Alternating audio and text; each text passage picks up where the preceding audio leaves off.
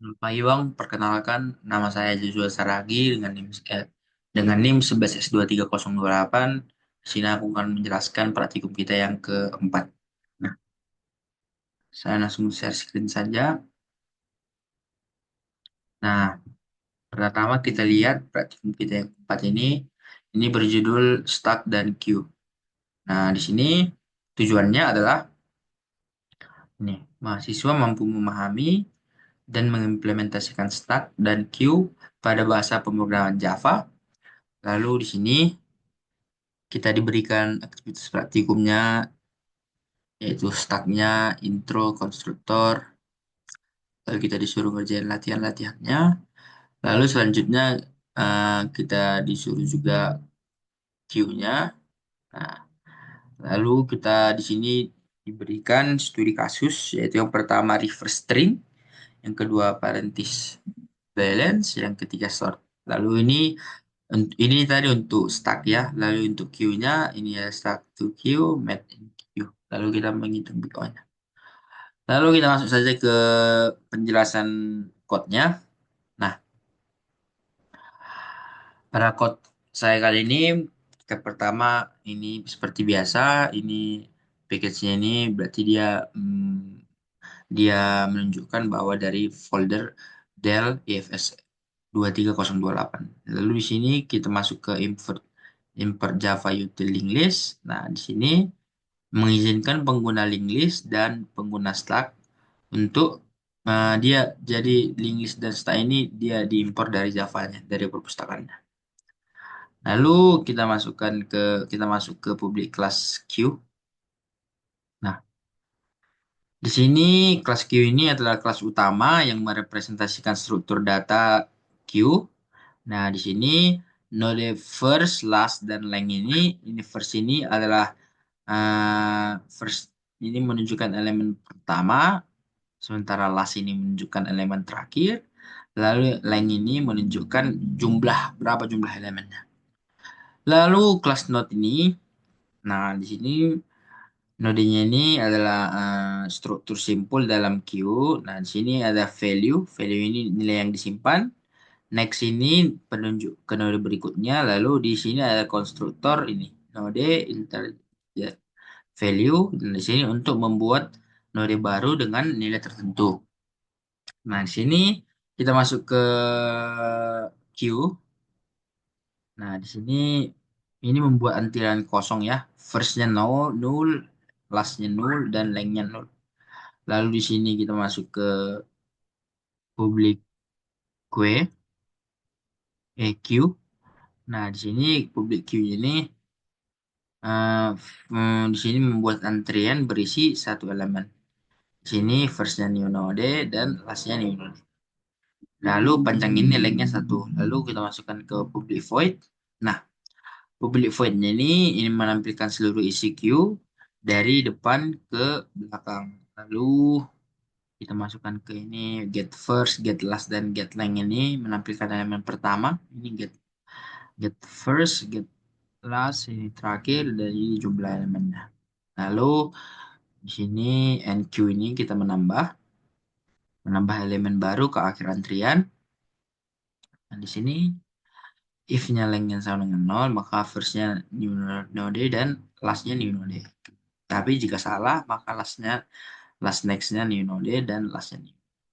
Lalu length itu panjangnya. Lalu di sini kita DQ. Nah, DQ ini menghapus Q-nya. Di sini untuk mengembalikan elemen menghapus, lalu bisa juga mengembalikan elemen pertama dari antrian. Lalu dia kan dihapus, lalu elemen selanjutnya itu berpindah untuk ke elemen pertama. Lalu kita masuk ke public static queue, stack to the queue. Nah, di sini stack ini mengubah menjadi queue dan elemen stack yang LIFO dimasukkan ke dalam queue yang FIFO. Kan stack itu kan LIFO kan atau last last in first out. Tapi kalau kita masukkan ke dalam queue, padahal queue-nya itu mengandung konsep first in first out. Nah, lalu di sini adalah private link di sini ini menyimpan ekspresi dalam bentuk antrian string seperti 3 plus dan 4 juga dan lain-lain. Lalu di sini menambahkan ekspresi, menambahkan token angka operator ke antrian ekspresi. Lalu di sini kita hitung hitung ekspresinya yaitu menyalin ekspresi dan memprosesnya ke dalam fungsi evaluate. Lalu di sini ada private ini. Nah, sampai ini semua. Nah, ini yang pertama poll. Ini ada pollnya. Nah, poll di sini mengambil elemen dari antrian. Nah, jadi prosesnya di sini dia mengambil angka pertama, lalu angka berikutnya operator, simpan ke operator, lalu jika berikutnya angka lagi, lakukan operasi yang sama, lalu diulang terus hingga queue-nya habis. Lalu kita ke private boolean ini mengecek apakah string adalah operator matematika. Lalu jika iya, dia akan melakukan operasi aritmatika yang sesuai dengan operator, lalu menangani error jika pembagian oleh nol. Nah, di sini fungsi kelasnya ini ada dua, yaitu yang pertama tadi membuat antrian atau antrian queue dan dari operasi dasarnya yaitu tadi NQ dan DQ. Nah, di sini NQ tadi menambahkan antrian ke belakang, sementara DQ menghapus antrian yang pertama, sehingga dia akan apa itu namanya? Dia akan merubah semuanya. Antriannya akan dimajukan ke depan karena satunya udah hilang. Nah, lalu kita masuk ke dalam ini studi kasus yang stucknya. Nah, studi kasus tak ini yang pertama package ya seperti biasa ini dari package dari IFS 028. Di sini importnya ini digunakan untuk membuat queue dan list. Cancel ya. Nah, di sini public class start. Nah, di sini public class start ini T-nya ini adalah generik yang artinya String ini bisa menampung jenis data apapun seperti integer, string, karakter, dan sebagainya. Lalu di sini ada private node T dan integer height. Nah, di sini dan juga ada kelas ini. Ini stack ini dibangun menggunakan linked list. Nah, node T ini menyimpan elemen stack. Lalu value-nya ini ada value menyimpan data dan next itu menunjukkan ke elemen berikutnya. Lalu top, ini ada top menunjukkan ke node yang paling atas dari stack. Lalu ke head itu menghitung cara berapa banyak elemen dalam stack. Lalu kita masuk ke konstruktor stacknya. Ini adalah public stack. Di sini membuat stack kosong, topnya itu null dan headnya itu null. Nah, lalu kita nge-push, ini ada fungsi pushnya, public void push ini menambahkan elemen stack push. Ini membuat node baru lalu meletakkannya di paling atas. Nah, jadi di sini stack awalnya kosong, lalu pushnya 10, topnya 10. Kalau push 20, top 20, lalu ke 10.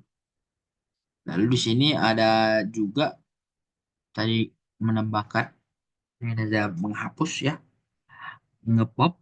Nah, ini mengambil dan menghapus elemen dari paling atas, lalu jika stack kosong, maka akan dia melempar error, tak is empty. Nah, setelah pop, top bergeser ke elemen berikutnya. Lalu ini adalah melihat elemen paling atas atau peak ya.